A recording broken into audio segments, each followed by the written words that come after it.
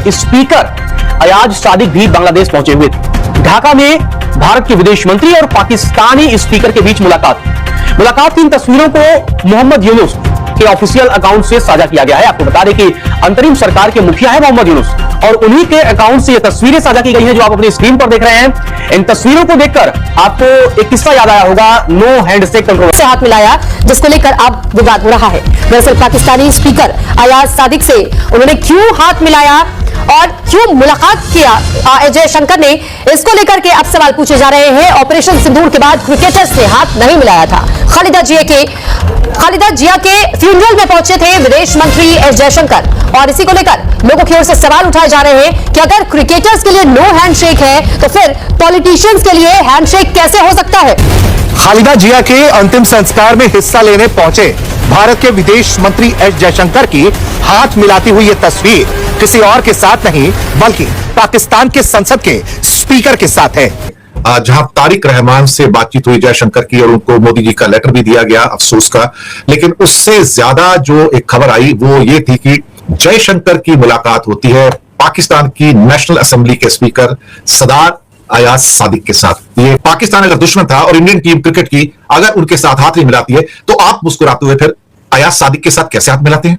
यहां भी उनको भी गद्दार कहा जाएगा ना फिर तो। मुझे लगता है कि इस हिपोक्रेसी को बंद करने की जरूरत है और कहीं ना कहीं इस पर लगाम लगाने की जरूरत है। पर जो हुआ अच्छा हुआ, मैं इस मुलाकात को अच्छा समझता हूं। और सबसे बड़ी बात यह है कि इस तस्वीर को किसी और ने नहीं बल्कि अंतरिम सरकार के प्रमुख मोहम्मद यूनुस ने जारी किया है।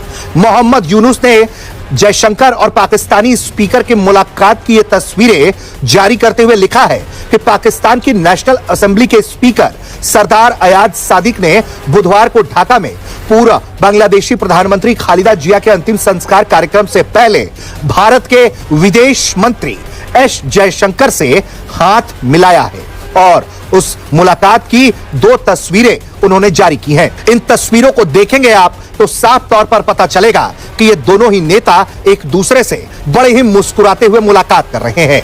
इन तस्वीरों को लेकर भारत के विदेश मंत्री एस जयशंकर क्या कहेंगे इसकी अभी हमारे पास जानकारी नहीं है, लेकिन उनकी इस मुलाकात की तस्वीरें चारों तरफ चर्चा के केंद्र में है क्योंकि भारत ने जब से ऑपरेशन सिंदूर किया है उस वक्त से भारत और पाकिस्तान के तमाम चैनल्स बंद हैं।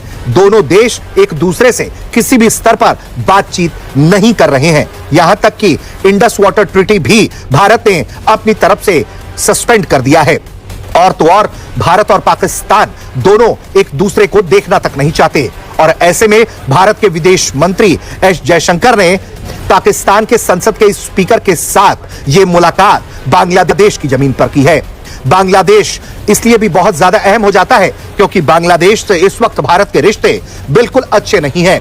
भारत और बांग्लादेश के रिश्ते इस वक्त बेहद खराब दौर से गुजर रहे हैं और इसके पीछे भी पाकिस्तान का हाथ ही माना जाता है।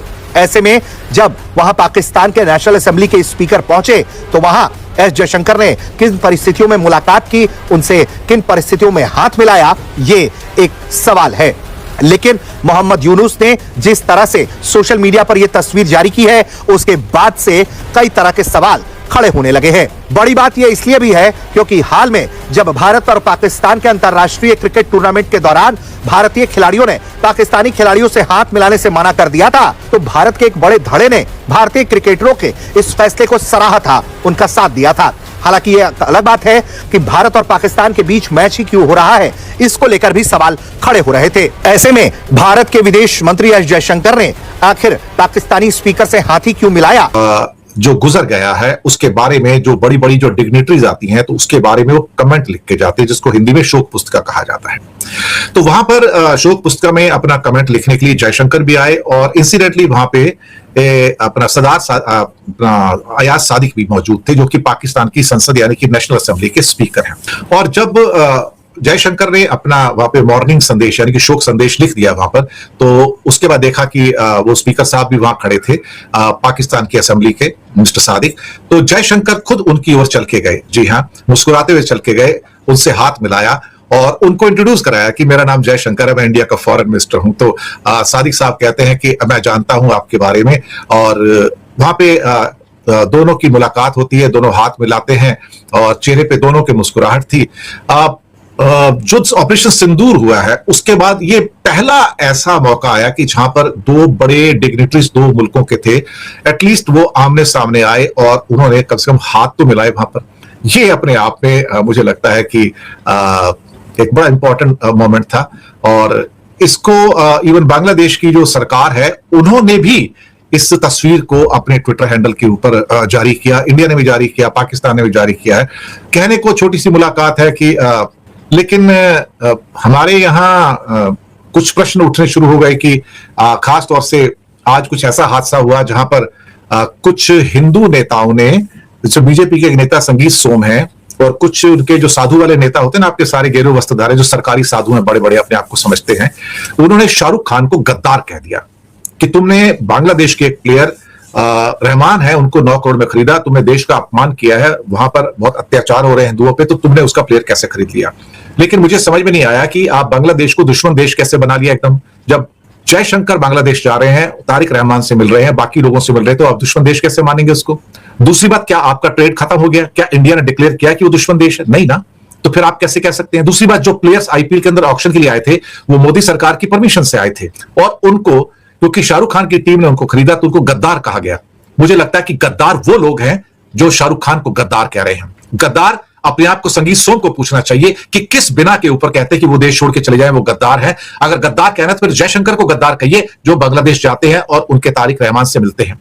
फिर गद्दार कहना है फिर से जयशंकर को कहिए जो पाकिस्तान के स्पीकर से मिलते हैं। मुझे लगता है भारतीय जनता पार्टी के कई नेताओं के सिर फिर गए हैं, उनको अपना मेंटल चेकअप करवाना चाहिए कि अल्टीमेटली गद्दार फिर आप अमित शाह और मोदी को भी बोल सकते हैं, क्योंकि उन्होंने आईपीएल ऑक्शन के अंदर बांग्लादेश के प्लेयर्स को अलाउ किया, तो फिर वो भी गद्दार है। शाहरुख खान को गद्दार बोल के दरअसल बीजेपी के नेता और कुछ जो गेरुए वस्त्रधारी हैं वो इस देश के साथ गद्दारी कर। लेकिन साहब, ये तस्वीर बहुत कुछ कहती है। पाकिस्तान अगर दुश्मन था और इंडियन टीम क्रिकेट की अगर उनके साथ हाथ नहीं मिलाती है तो आप मुस्कुराते हुए फिर अयाज सादिक के साथ कैसे हाथ मिलाते हैं? यहां भी उनको भी गद्दार कहा जाएगा ना फिर तो। मुझे लगता है कि इस हिपोक्रेसी को बंद करने की जरूरत है और कहीं ना कहीं इस पर लगाम लगाने की जरूरत है। पर जो हुआ अच्छा हुआ, मैं इस मुलाकात को अच्छा समझता हूं, क्योंकि अल्टीमेटली अटल बिहारी वाजपेयी के मुझे शब्द याद आते हैं कि देखिए, हो सकता है आप नाराज हो सकता है आप गुस्से में हो सकता है आप संबंध तोड़ लें, लेकिन वो आपके पड़ोसी हैं। आप पड़ोस चेंज नहीं कर सकते। कभी आप सोचो कि आप छोड़ के चले जाओ, कहीं और जाके मकान ले लोगे, नहीं। आप सब कुछ बदल सकते हो, अपने पड़ोसी नहीं बदल सकते। और घूम फिर के फिर एक दिन ऐसा आता है आपको उनके साथ संबंध स्थापित करने पड़ते हैं। कनाडा में ट्रूडो थे तो इंडिया के संबंध बहुत बिगड़ गए थे। संबंध बहुत बिगड़े तो उसके बाद जब मार्क कार्नी आए तो संबंध फिर सुधर गए। वक्त की बात है, मौसम बदलता है तो बहुत कुछ हो जाता है। दूसरी खबर पे आते हैं। Iran is on the verge of report. ये सच बात है बिल्कुल कि ईरान के हालात इस समय बहुत ज्यादा खराब हैं। ईरान में सड़कों पर झड़पें हो रही हैं। आईआरजीसी के सुरक्षा कर्मियों की मौत हो गई है। मैं आपको बताऊं, ये रिपोर्ट धीरे धीरे जो तेहरान से शुरू हुए अब दूसरे शहरों में फैल रहे हैं और कहीं ना कहीं वो कह रहे हैं कि जो तुम्हारा जो शिकंजा है ये हमें अब नहीं चाहिए।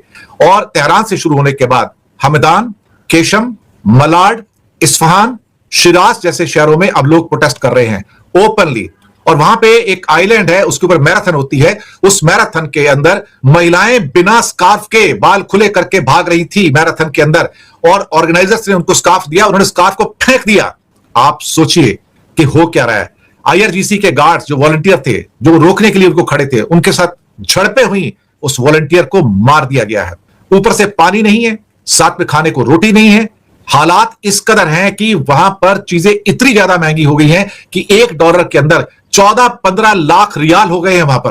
तो लोग तो सड़कों पर आएंगे और ऊपर से अमेरिका और इजराइल भी सपोर्ट करेंगे उनको। मुझे लगता है कि अगर आयतुल्लाह खमनई लोगों की एस्पिरेशंस को नहीं देखेंगे कि भाई आप उनको बिल्कुल और बिल्कुल दड़बे के अंदर बंद नहीं कर सकते, उन्हें आजादी की सांस चाहिए उनको भी, तो वो आजादी की सांस लेकर रहेंगे।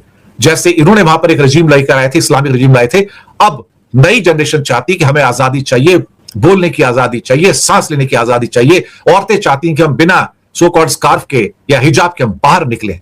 हम भी उसके साथी हैं, कुछ तो आजादी दीजिए। सऊदी भी ओपन हो रहा है साहब आज की डेट में, सऊदी अरेबिया भी ओपन होता चला जा रहा है, तो आप क्यों नहीं ओपन होंगे?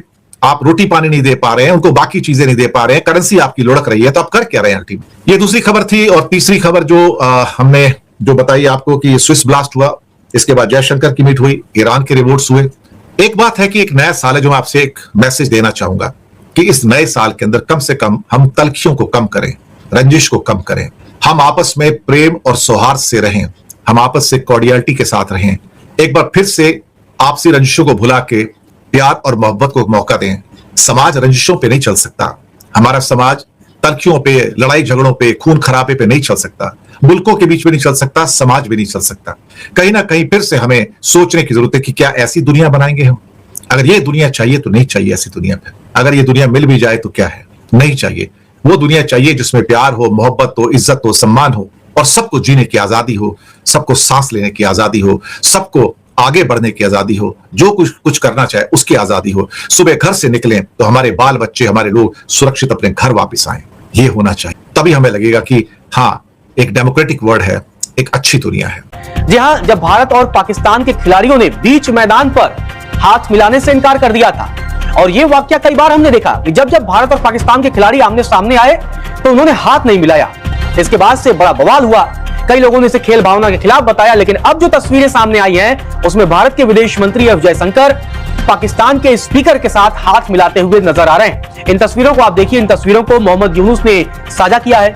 अब इन तस्वीरों को लेकर देश की सियासत भी गर्मा सकती है। हो सके आने वाले समय में विपक्ष की तरफ से सवाल पूछ लिए जाए कि जब खिलाड़ियों ने हाथ नहीं मिलाया तो बड़ी शाबाशी दी गई, बड़ी तारीफ की गई, लेकिन अब भारत के विदेश मंत्री पाकिस्तानी स्पीकर से हाथ मिला रहे हैं। लेकिन कोई बड़ी बात नहीं है। राजनीतिक गलियारों में, कूटनीतिक गलियारों में ये चीजें आम है। जब भी दो देशों के बड़े नेता मिलते हैं तो हाथ मिलाना स्वाभाविक है।